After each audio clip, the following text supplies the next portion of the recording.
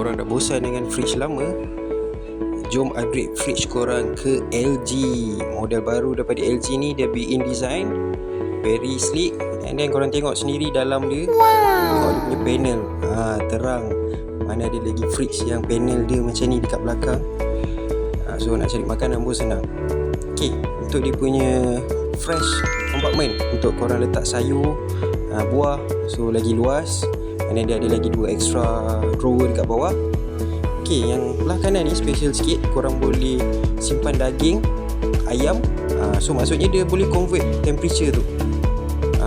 Then tengok bila dia tutup pintu, tak payah tolak kuat-kuat, dia terus tutup sendiri. Panel pula dekat luar dah senang, tak payah nak buka fridge untuk adjust temperature.